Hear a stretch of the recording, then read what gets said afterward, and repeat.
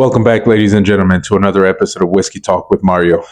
This is episode 1 of season 6. Because I just launched the Whiskey Talk with Mario YouTube channel, I said, why not start a new season so we can start fresh? I introduced my podcast. If you guys are new to my podcast, you're just catching on to it on YouTube. I have 5 seasons that I did on Spotify. So if you search me up on Spotify, you're going to find the audio version. There's also some video version there. You can find me on Apple Podcasts. You can find me on Google Podcasts and a bunch of other platforms. So this podcast is just about anywhere. Now it's on YouTube. So for you new subscribers, you people, you new listeners, go and watch my first YouTube video so you can see what this podcast is all about. It's called Whiskey Talk with Mario. Again, just to reiterate. Not because I discuss whiskeys, is because I have the type of conversations that you want to have when you're around your friends. You guys are sipping whiskey, smoking cigars. And what do men talk about when we're enjoying a good whiskey and a good cigar? We enjoy talking about politics. We enjoy talking about social issues. We enjoy talking about money, investments, things like that. So that's what this podcast is about. It's just whiskey talk, you know? So anyways, let's get into today's topics. We have a few here that I'd like to talk about. You guys see what's been going on in the Olympics with, the whole trans situation. This lady, what's her name? Khelif, who supposedly is a trans man or a trans woman. I don't know what to consider it. And she fought a biological woman and beat her up within 47 seconds of the fight. The female gave up, and it became a whole ordeal.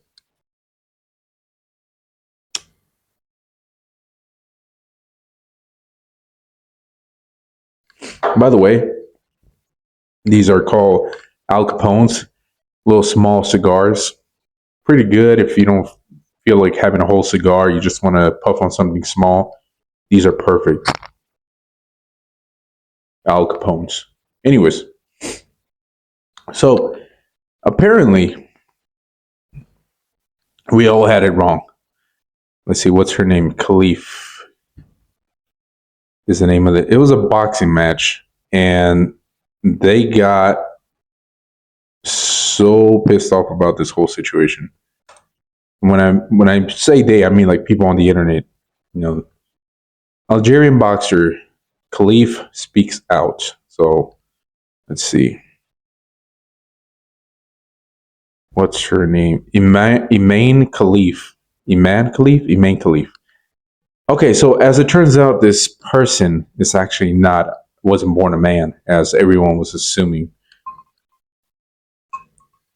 Apparently, it's a female at birth, but she looks very, very manly, very masculine. She has very masculine features. Facial, body structure. She has a lot of masculine features, which is, kind of a reason why people got confused, but they didn't wait for the facts to come out. They just kind of started accusing this person of being a man. So apparently she has a condition that gives her XY chromosomes.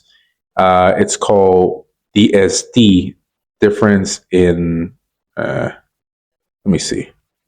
Before I talk out of my ass, let's see, what is DSD disorder? We're going to read off of the Googles. It's called disorder of sexual development. Okay. Let's see, what is symptoms? What is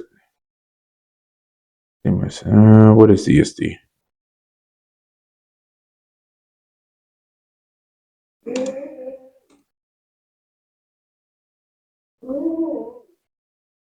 All right, disorder of sex development are a group of rare conditions that cause a person's sex development to differ from what is typically considered male or female.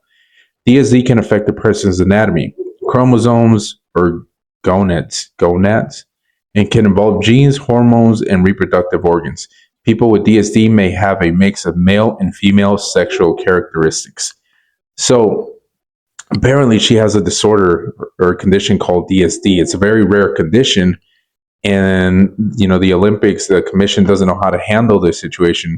Apparently she wasn't allowed into a boxing I think it was a previous Olympics or some kind of boxing match. They didn't allow her to compete because she had an excessive amount of testosterone in her body. And this time around, when she went and signed up for the Olympics, they allowed her to, because they say, hey, you know what? Technically, you are a woman. You can compete with other women. We're not going to discriminate against you. Well, it looks like, the increase in hormones actually might have given her a huge advantage over this other female who is built like a traditional female. Yeah. And so apparently now this poor girl, Khelif, whatever, she has to walk around with security because of all the threats, all the accusations, everything that people have been throwing at her is now making her a fear for her life, for her safety. And she's having to walk around with extra security around her because people are literally throwing threats at her and harassing her. It's pretty fucked up if you think about it. A lot of you guys may not believe that. I had no idea what DSD was, but I'm not the type of person that's going to be like, I'm so on the right, I'm such a conservative that I'm going to write with whatever they say. No, I'm gonna hold off on any speculation or making any comment until the facts come out. The fact is, I don't know what DSD is. I don't know if it's legit. I don't know if it's a real thing or if it's not. So I'm gonna hold on my comments on the whole situation. But I just thought I'd bring it to some of you guys that didn't know about it. I mean, you still think that this man was beating on a woman. Well, according to the medical professionals that had given their input on this, DSD is a legit condition, and it does cause for females to be born with XY chromosomes or to have more male appearances, more male characteristics, strength, ligaments, bone structure, right? All that. It gives them a bit more of an advantage if they were to compete in combat sports as they did with Khelif. Is that Khelif's fault? Is it her fault for wanting to compete in the women's division, who she apparently is a woman? Is it her fault for wanting to compete? I think not. I don't think it's her fault. It's the commission's fault. If the commission sees a woman that comes in with excessive amounts of testosterone, they probably shouldn't allow her to compete. I blame the commission for this. It was the commission's fault. They shouldn't have allowed her to compete if she has excessive levels of testosterone. You wouldn't let a woman who's juicing up with testosterone compete, right? They'll say, hey, you know what? No, because it gives you an unfair advantage. Well, you have a woman with natural excessive testosterone. You also shouldn't allow her to compete. I mean, I know this is all convoluted shit. I know it's difficult to wrap your head around it for everyone. None of us are even close to having this whole situation clear. We don't know any of this. I had no idea DSD was even a thing. And thankfully, I didn't start making judgments and posting shit online and on Instagram and updating my story. And man, shouldn't be beating women, because I would have looked really stupid if this DSD thing is for real. So sometimes it's good to keep your mouth shut. Just kind of stop, just look at the situation and just be like, okay, is this legit? Is it not legit? Let me just stay out of it right now because I don't know the facts. And this has been proven over and over and over. Like I was talking about last episode with Kyle Rittenhouse, how I fell for what they said in the news, and I was talking so much shit online, and then it turns out that everything that the news told us about Kyle Rittenhouse was untrue, because he didn't cross state lines. He didn't just randomly start shooting people. He wasn't a white supremacist. None of that was true. Everything they said about him was a lie. So I've learned from those situations to kind of just hold off before I pass judgment and be like, wait, okay, let's really see what's going on. So there's that. Miss Khelif. And that goes into another conversation, which is very, very touchy. It's a very touchy conversation. People don't like to have these conversations. At least not in person. But the whole trans women fighting in the women's division, I think that's a very hard topic to discuss. But for the safety of the females competing, I feel like it should not be allowed. It shouldn't be allowed because If you develop a man and you start taking hormone blockers, lowering your testosterone, you already developed as a man. It's not going to change your development. Yes, it's going to give you more, probably less testosterone. It's going to make you appear a little bit more feminine. But at the end of the day, you've already developed as a man. You already have the bigger bone structure. You already have the stature. You already have the muscle mass. You already have all of that. And now you want to go and compete as a woman. We're seeing women get their behinds kicked in all kinds of sports, from swimming to boxing to whatever. Women are getting, weightlifting is a big one.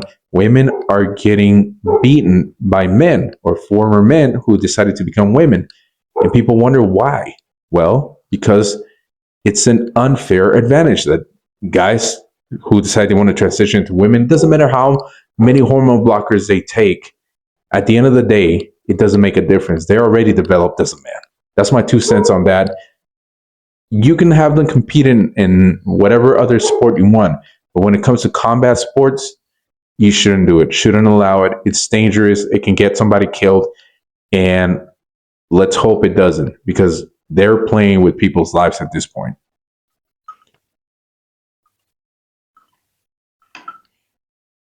All right. Now let's talk about California for a little bit. So, as you guys know, as I've made it very clear on this podcast, I'm conservative. I'm right wing when it comes to some social issues, and definitely when it comes to economical issues. I'm right wing, I'm conservative, but I live in California, and one of the most liberal states in the union. We know that for a conservative, California politics sucks. Our taxes suck. Our gun laws suck. A lot of the things that we enjoy as conservatives, gun rights, lower taxes, freedom, we lack in California. But here's the problem. California is one of the most diverse in terms of regions, ecosystems, and climates. It's like a geologist's wet dream out here in California. Geologists love California.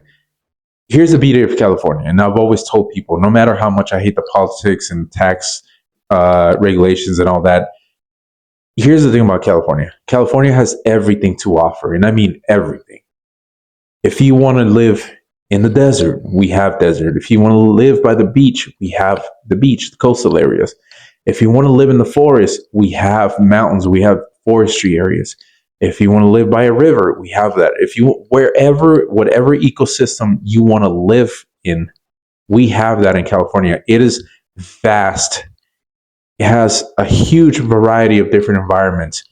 That's what makes California such a beautiful state naturally, which is the natural beauty of the state is almost unbeatable throughout the entire United States. Washington is pretty close, but they lack some of the stuff that we have. Right. This is why people used to move to California. People loved California, the weather, right? The climate, the environment. We have Hollywood. Everybody wants to be a star. Everybody wants to be a singer. Everybody wants to be an actor,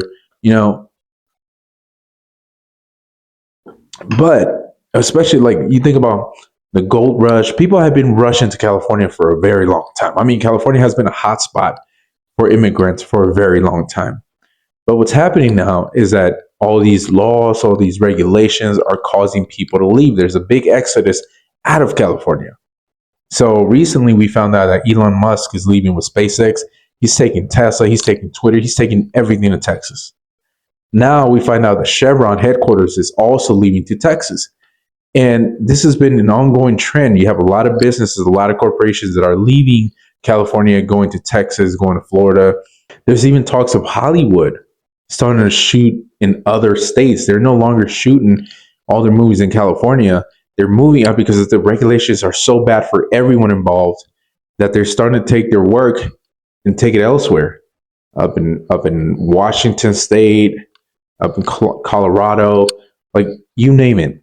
People are moving elsewhere because California is making it so complicated for anyone to run a business. Small businesses are starting to close down, franchises are starting to close down. So, for those of us who stay here, is because we want to fight the good fight. And we believe that we can save our state. Our state can be saved, but it's going to take a lot for people to wake up. What happened during the COVID situation where all these liberals rushed because of all the riots and things that were happening, all the violence, all these liberals rushed to go buy guns. And then they realized, holy shit, it takes 10 days for me to buy my gun and then get it? You mean to tell me I can't just buy a gun and take it home? I feel unsafe. Well, yeah, you people voted for this. You people wanted this. And now that you need a gun for your protection, you can't get it. Or what if I pay extra money? You can't get it. I worked momentarily as a gun salesman, and I heard all these complaints from people. Like, this is ridiculous. Why do we have to wait 10 days? Well, blame yourself. You voted for this. You wanted this. And now you got to wait 10 days. You don't feel safe. You feel like, someone's scoping out your house, whatever the case may be. Well, now you got to wait 10 days because you can't just call police and be like, hey, I think someone's scoping out my house. Because police are going to be like, well, we can't do anything until something happens. High gun regulation with defund the police or reallocate funds away from the police. Yeah, those two are a really good combination, aren't they? Where the fuck is the safety coming from? You don't have a gun, police can't respond because you want to defund them. What the fuck are you going to do? You going to just sit there and watch somebody break in your house, tie your whole family, steal all your shit that you work so hard for, put a gun to your head. Like, what? Where's the safety coming from? Okay. Well, you guys remember when Chinese came over to visit in California and Gavin Newsome cleaned up the streets of San Francisco and it was such a huge deal? Well, now he's doing that for the whole state. Now he's saying he's ordering homeless encampments to be removed. So he put out a statement on Twitter, I think, or one of these social media outlets. And he said, there's no more excuses. We need to clean up the streets. You are hereby ordered to remove homeless encampments, blah, blah, blah. And people are like, okay, why couldn't you do this before? Why are you doing it now? Why all of a sudden you want to clean up the streets? We've been asking for this for years. How long have you been in office? You haven't gotten it done. You did it once when Chinese government came over to visit. Now you don't want to clean. Now you want to all of a sudden clean up the entire state. Well, guess what's happening? Because the left will eventually eat their own. LA County and a bunch of other liberal counties are not complying. They're defying Gavin Newsom. They're telling him, no, we will not carry out your orders because blah, blah, blah. LA County somehow sees cleaning up the streets, removing homeless encampments as inhumane. How the fuck is that inhumane? I keep telling people this is not a homelessness problem that we have. Yeah, we do have a lot of homeless people, but we have a drug problem. A lot of these people had homes. They had a home to stay in. They got addicted to drugs, specifically methamphetamines. And then they started running out in the streets. Now they're homeless because they're addicted. Their families don't want them in the house. A lot of these people shouldn't be homeless, but they're homeless because they have a drug problem. And why don't we open all these, all these places, all these shelters and places for homeless people to go? We do have a lot of shelters. The problem is these homeless people don't want to go to the shelters because there's a requirement that they need to be free of drugs. They need to take a drug test. They need to be clean. These people don't want to get clean. They want to be out there in the streets getting their drugs, getting their fix. And so you wonder, why is it that no one's helping them? No, there are organizations trying to help them. There's Catholic Christian organizations trying to help them. There's nonprofits trying to help them. There's shelters trying to help them. But these people don't want the help because they rather go out there and get the drugs. It's a reality. We have a drug problem. The sooner you guys get this through your head, the sooner we can make a difference. We have to see it for what it is. We have to call it for what it is. It's a drug problem. We need to address the drugs running the streets. We cannot be like Oregon and make every drug legal. Look, they're having a whole lot of backlash on that now. It's not going so well. Have you seen Oregon? What it looks like? What a dump it has become. There's people ODing in the street. You go there, it looks like zombie land. Is that what we want in California? No. Well, maybe you liberals do, but the rest of us don't. Independents, conservatives, we don't want that. We want our streets to be clean. We want it to be safe. We want kids to be able to walk down the street and not fear for some fucking tweaker coming at them, trying to attack them. Common sense, people. Common sense. I don't understand why these things get politicized. I cannot get it through my head why this gets politicized. Why is cleaning up the streets, getting homeless people into shelters, getting them drug-free, arresting people who sell drugs, arresting people who carry drugs? Yeah, they should be arrested, 100%. If you're carrying drugs with you and they're illegal, you should be put in jail. Period. Let's stop sending people out. We're doing all these soft on crime policies where we just let people out because you know what? It's inhumane to keep people in jail for petty crimes. They literally changed the definition of violent crime in California. So that, here's the funny thing. Okay, here's the annoying part, right? They say, oh, crime is going down. Crime is not going down. Violent crime is not going down. If you change the definition of violent crime, then no shit, it's going to go down. If I'm stabbing you, but you don't die, and they don't consider that a violent crime, then it's not a violent crime, right? Statistics change. You guys think I'm joking? Let me watch. Proposition 47 in California, also known as the Safe Neighborhoods and Schools Act, went into effect on November 5th, 2014. This act reduces most drug possession offenses and thefts of property valued under $950 from felonies to misdemeanors. So Prop 47 basically says, hey, if you go into a store and you steal shit under $950, then, it's not a felony anymore. It's a misdemeanor. Do you think cops are rushing for misdemeanors? Do you think cops are really giving a fuck about misdemeanors right now? They're not going to go waste your time to arrest someone for a misdemeanor. Then that person is going to get out within a couple fucking days, 2 days, 1 day, a couple hours. You know what I mean? So they basically made it safe for people to go and steal shit. People are now going into stores and they're taking shit. They're putting it in their bags. They don't even give a fuck. It's just walk out. It's okay. It's under 950, right? Well, we got $800 worth of shit today. We'll come back tomorrow for the other 800. Dude, you fucking people, you liberals, come on. You guys wanted this. Proposition 47. You guys thought this was a good idea. Reduces drug possession offenses. Come on, dude. If you're carrying drugs in your pockets, you're going to do meth. You're going to commit a fucking crime, dude. It's obvious. If you're doing meth, you get violent, you get extra fucking human strength. I don't know, you become a superhuman. You start tearing shit up. You attack kids, you attack grandmas, you just punch people randomly in the streets. No, you need to be put away. You need to be put in a jail where you won't be able to access your drugs. And you're going to get clean, hopefully. You're going to get scared because there's scary fucking gangbangers in there. There's people locked away that, are scary as fuck. And you're not going to want to go back in there. You know what? Please don't take me back to jail. I'll stop doing meth. I promise. Put these fucking people in jail. Look at what the president of El Salvador did. He created the biggest fucking jail in the region. He put all MS-13 in there. Just start throwing criminals in there, throwing them in there. Safest country in the Americas, in the continent. Safest country in the continent.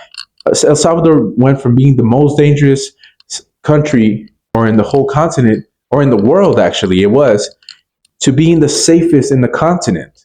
In the whole continent of the Americas, North America, Central America, South America. El Salvador did it. Why are we so against putting criminals in jail? If you're doing illegal drugs, you're going to jail. Because people run the risk of being attacked by somebody on meth. That's just reality. If you're stealing shit, you're going to jail. It's a fucking felony. Why? Because we're putting people out of business. Small mom and pop shops are being put out of business. There is an influx of theft There's organizations organized crime groups that are now going and making business out of this shit. They're sending people to different stores and they're committing theft. Under 950, you'll be fine. You go steal under 950 worth of items there. You go there. You go there. And you go there. As long as you keep it under 950, we'll be fine. Bring all that shit back. The next day we go again. You people are fucking stupid. How do we vote? Safe Neighborhoods and School Act, Prop 47. Oh, you just read the title? Did you bother before you voted for that to read the description? Come on.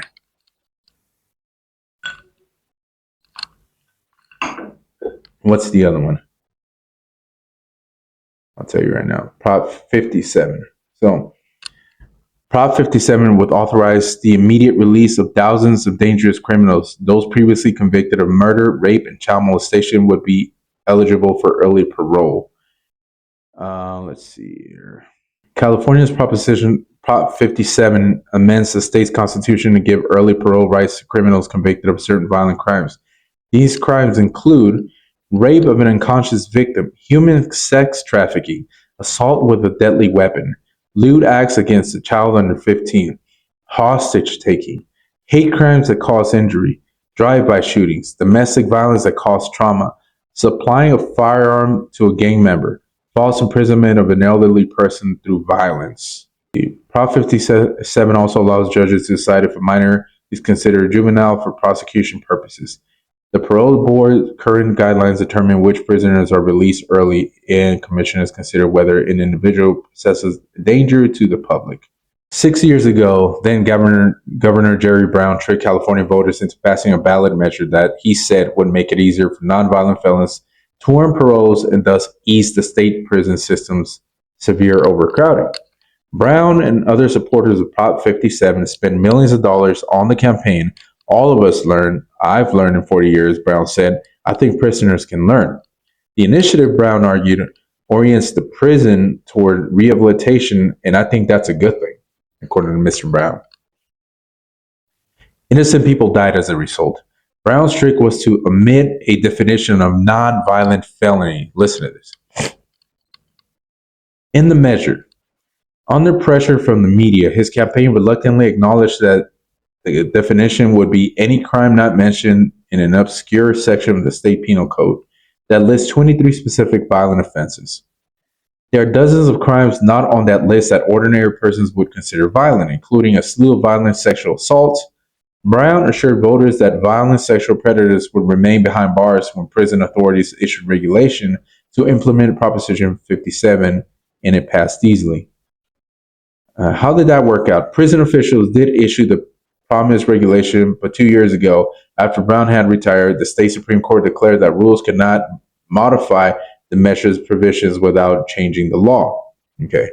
Under California law, certain crimes are specifically designated as violent felonies. These crimes include crimes you would expect, such as murder and armed robbery, but also crimes such as kidnapping, sexual molestation of a child, and gang extortion. But crimes such as sexual battery and drive-by shootings, if no one is killed or injured, are not violent felonies under the statute. The violent felonies statutory designation has significant implications. So basically, sexual battery and drive-by shootings are not considered a violent felony because no one was killed in the incident. If you just shoot at somebody and you miss, which most gangbangers do, let's be real, and you get caught, it's not a violent felony. It's not attempted murder. No one got killed. No one got hurt in the incident. So it's not a violent felony. This is what I mean. Like, if you change the definition of violent felony, of course, violent crime is going to go down in the state or in the region. You're changing the definition of what it is. All right, let's wrap up this podcast episode. The last thing on today's list. Let's talk about Israel bombing Beirut. It's going to get crazy right now. Israel strikes Beirut. Oh, Lord, what we know so far. Israel has carried out an air raid. Hold on, let me get rid of this. Israel has carried out an air raid in Beirut, killing at least 3 people in a move that could raise tensions between the country and the Lebanese group Hezbollah. Israel's military said that Tuesday's attack targeted Hezbollah commander Fuad Shakur, also known as Mohsen Shakur, and Al-Hajj Mohsen, I don't know if I did that right, whose condition was not immediately clear. Okay. Lebanon's Ministry of Health says a woman and 2 children were killed and dozens injured. The attack comes 3 days after an attack on the Israel-occupied Golan Heights, which Israel blames on Hezbollah. Here's what to know about the explosion so far. When and where did Israel attack Beirut? The blast was heard in Beirut's southern suburbs at approximately 1940 local time, 1640 GMT on Tuesday evening, 1940 to 740 if you guys don't know. It hit the I can't pronounce this, neighborhood near Hezbollah's Shura Council, its central decision-making authority. Half of the targeted buildings in the densely populated neighborhood collapsed, and a nearby hospital suffered minor damages. Surrounding streets were littered with debris and broken glass as ambulances rushed to the scene. Okay.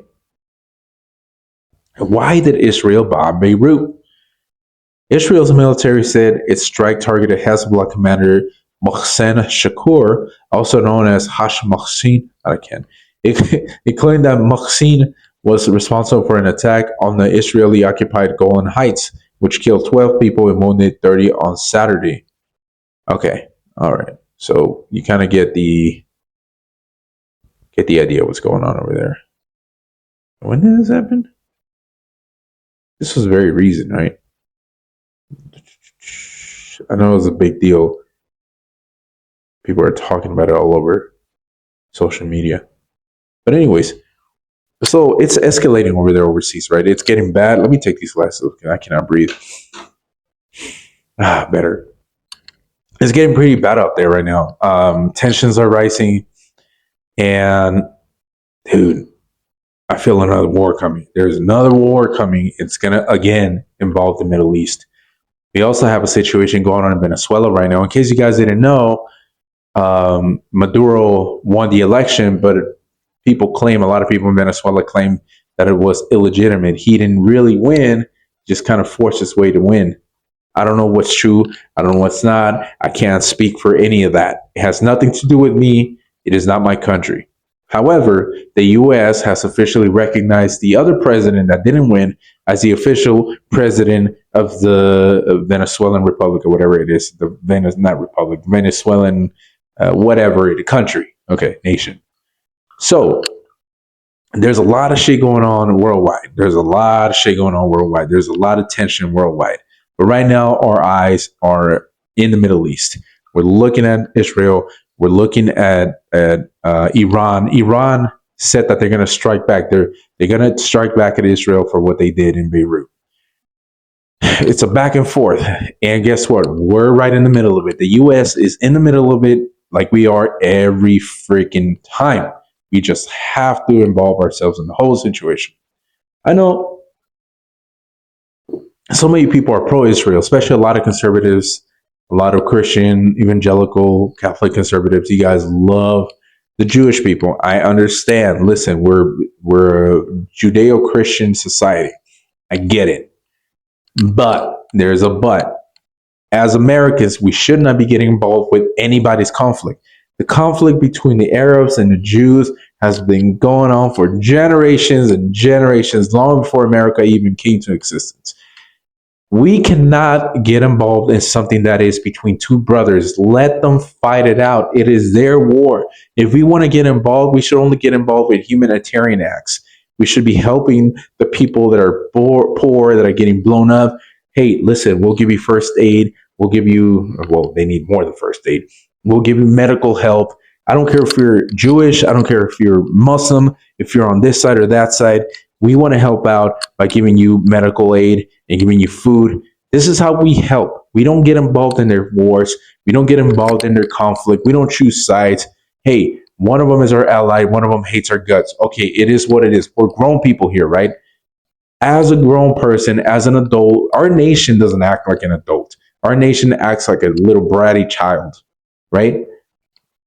If you have two brothers fighting, you don't get involved in that fight. You don't go in and say, hey, I think you're right, or I think you're right, because these brothers have a conflict that is very particular to them. It is, amongst them. Why is anyone else, an outsider, getting involved? It's personal. It's not our business. It's not our business to get involved. It is our business to help the American people. We need help here. We have a drug problem. We have people running the streets who are addicted to meth, addicted to crack, dying of overdoses in staggering numbers. And we're over there for what? Helping Israel for what? Helping this, that, and the other. Ukraine for what? Why are we giving them millions and billions of dollars? What about our people? Where's the billions for our people? To help our people get out of drugs, to help people afford homes. Where is the help for the American people? Nowhere to be seen, because we're overseas worried about other people, worried about other societies, other countries. Fuck that.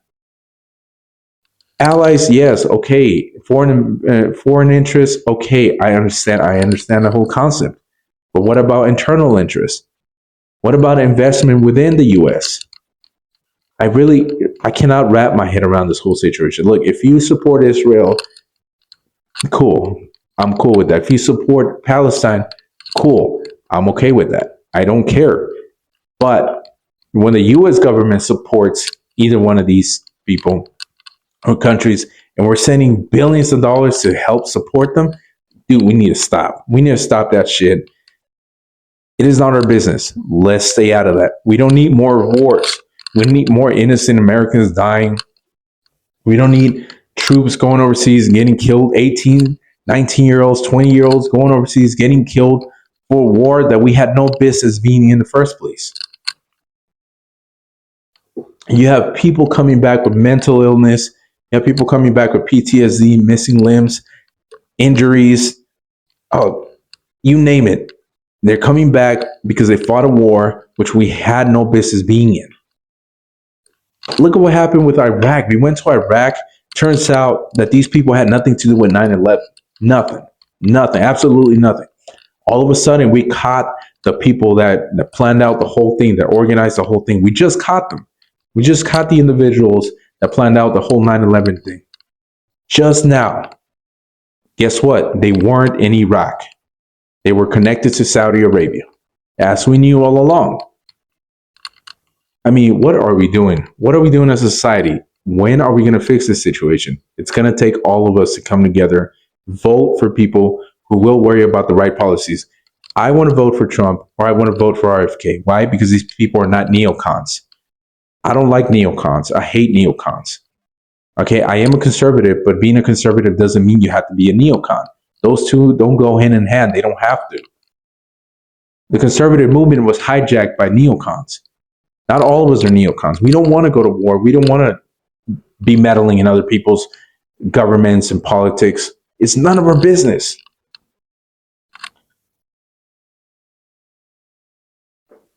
So, in my opinion, if we want to bring aid to people, yes, let's do it. Let's be humanitarian. I can never pronounce that word. Humanitarian. If we want to bring food, medical aid, that's fine. We should not be sending billions and trillions of dollars overseas. We should not be getting involved with wars that are foreign. They're not part of our own internal conflict. And we should definitely look into the future of America and the future of our economics, because we are not looking so good right now. You need to find a way to start getting away from the dollar and look for a different form of currency. I don't know, find a solution, because our dollar is about to be worthless. I'm pretty sure the people at the top understand this, and I hope they're looking for a way to keep the U.S. in the state that it is as the most powerful nation in the world, because I like being part of the most powerful nation in the world. I love that. I love being part of that group. I want America to stay in that position. But we're not going to stay in that position if our dollar is devalued. If our dollar loses so much power that it's worth nothing around the world. We got to find a way to stay on track. And that doesn't involve meddling in other countries' politics. It doesn't involve us going overseas and finding an excuse to get oil. Like we need to get away from that whole situation. The petrol dollar is dead. It's gone. We need to find another way. That's why we need people like Elon Musk on our team, so he can help us find other sources of energy, other ways of making the expansion into the universe. Anyways, ladies and gentlemen, that was today's topics, today's podcast. I hope you enjoyed it. Thank you for listening. Please subscribe if you haven't. I need subscribers. I have 2, 3. I think I have 3 so far. I need more. I would highly appreciate if you subscribe to the YouTube channel, follow me on Spotify, follow me on Instagram, follow me everywhere. I'm all over the place. I'm out. And this was another episode of Whiskey Talk with Mario.